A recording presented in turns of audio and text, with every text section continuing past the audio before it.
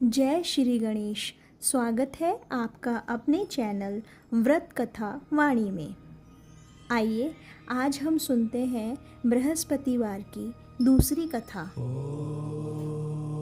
बोलिए बृहस्पति भगवान की जय। एक दिन इंद्र बड़े अहंकार से अपने सिंहासन पर बैठे थे और बहुत से देवता, ऋषि, गंधर्व, किन्नर आदि सभा में उपस्थित थे। जिस समय बृहस्पति जी वहां आए तो सबके सब उनके सम्मान के लिए खड़े हो गए, परंतु इंद्र गर्व के मारे खड़े न हुए, यद्यपि वह सदैव उनका आदर किया करते थे। बृहस्पति जी अपना अनादर समझते हुए वहां से उठकर चले गए। तब इंद्र को बड़ा शोक हुआ कि देखो, मैंने गुरु जी का अनादर कर दिया, मुझसे बड़ी भारी भूल हो गई है। गुरु जी के आशीर्वाद से ही मुझको यह वैभव मिला है, उनके क्रोध से यह सब नष्ट हो जाएगा, इसलिए उनके पास जाकर उनसे क्षमा मांगनी चाहिए, जिससे उनका क्रोध शांत हो जाए और कल्याण हो। ऐसा विचार कर इंद्र उनके स्थान पर गए। जब बृहस्पति ने अपने योग बल से यह जान लिया कि इंद्र क्षमा मांगने के लिए यहाँ आ रहा है, तब क्रोधवश उससे भेंट करना उचित न समझकर अंतर्ध्यान हो गए। जब इंद्र ने बृहस्पति जी को घर पर ना देखा, तब निराश होकर लौट आए। जब दैत्यों के राजा वृषवर्मा को यह समाचार विदित हुआ तो उसने अपने गुरु शुक्राचार्य की आज्ञा से इंद्रपुरी के चारों ओर से घेर लिया। गुरु की कृपा ना होने के कारण देवता हारने व मार खाने लगे। तब उन्होंने ब्रह्मा जी को विनय पूर्वक सब वृत्तांत सुनाया और कहा कि महाराज, दैत्यों से किसी प्रकार बचाइए। तब ब्रह्मा जी कहने लगे कि तुमने बड़ा अपराध किया है, जो गुरुदेव को क्रोधित कर दिया। अब तुम्हारा कल्याण इसी में हो सकता है कि ब्राह्मण का पुत्र विश्वरूपा बड़ा तपस्वी और ज्ञानी है, उसे अपना पुरोहित बनाओ और तुम्हारा कल्याण हो सकता है। यह वचन सुनते ही इंद्र त्वष्टा के पास गए और बड़े विनीत भाव से त्वष्टा से कहने लगे कि आप हमारे पुरोहित बनने की कृपा करें, जिससे हमारा कल्याण हो। तब त्वष्टा ने उत्तर दिया कि पुरोहित बनने से तपोबल घट जाता है, परंतु तुम इतनी विनती करते हो, इसलिए मेरा पुत्र विश्वरूपा पुरोहित बनकर तुम्हारी रक्षा करेगा। विश्वरूपा ने पिता की आज्ञा से पुरोहित बनकर ऐसा यत्न किया कि हरि इच्छा से इंद्र वृषवर्मा को युद्ध में जीतकर अपने इंद्रासन पर स्थित हुआ।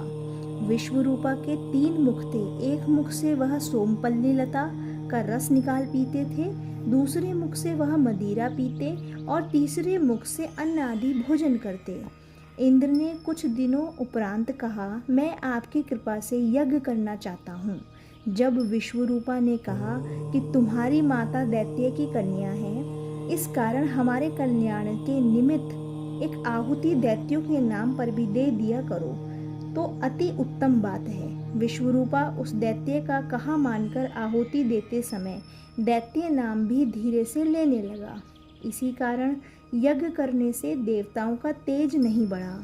इंद्र ने यह वृत्तांत जानते ही क्रोधित होकर विश्वरूपा के 3 सर काट डाले।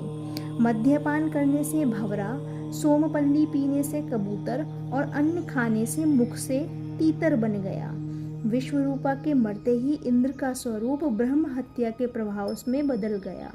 देवताओं के 1 वर्ष तक पश्चाताप करने पर भी ब्रह्म हत्या का वह पाप न छूटा, तो सब देवताओं के प्रार्थना करने पर ब्रह्मा जी बृहस्पति के सहित वहां आए। उस ब्रह्म हत्या के 4 भाग किए, उनमें से 1 भाग पृथ्वी को दिया। इसी कारण कहीं कहीं धरती ऊंची नीची और बीज बोने के लायक भी नहीं होती। साथ ही ब्रह्मा जी ने यह वरदान दिया, जहाँ पृथ्वी में गड्ढा होगा, कुछ समय पाकर स्वयं भर जाएगा। दूसरा वृक्षों को दिया, जिससे उनमें से गोंद बनकर बहता है। इस कारण गूगल के अतिरिक्त सब गोंद अशुद्ध समझे जाते हैं। वृक्षों को यह वरदान दिया कि ऊपर से सूख जाने पर जड़ फिर फूट जाती है। तीसरा भाग स्त्रियों को दिया। इसी कारण स्त्रियां हर महीने रजस्वला होकर पहले दिन चंडालिनी, दूसरे दिन ब्रह्मघातिनी, तीसरे दिन धोबिन के समान रहकर चौथे दिन शुद्ध होती हैं और संतान प्राप्ति का उनको वरदान दिया। चौथा भाग जल को दिया, जिससे फेन और सिवाल आदि जल के ऊपर आ जाते हैं। जल को यह वरदान मिला कि जिस चीज में डाला जाएगा वह बोझ में भर जाएगी। इस प्रकार इंद्र को ब्रह्म हत्या के पाप से मुक्त किया। जो मनुष्य इस कथा को पढ़ता या सुनता है उसके सब पाप बृहस्पति जी महाराज की कृपा से नष्ट हो जाते हैं। बोलिए बृहस्पति भगवान की जय। अगर आपको यह व्रत कथा सुनने में अच्छी लगी हो तो आप वीडियो को लाइक करें, चैनल को सब्सक्राइब करें और कमेंट बॉक्स में जय श्री राम अवश्य लिख कर जाएं। जय श्री राम।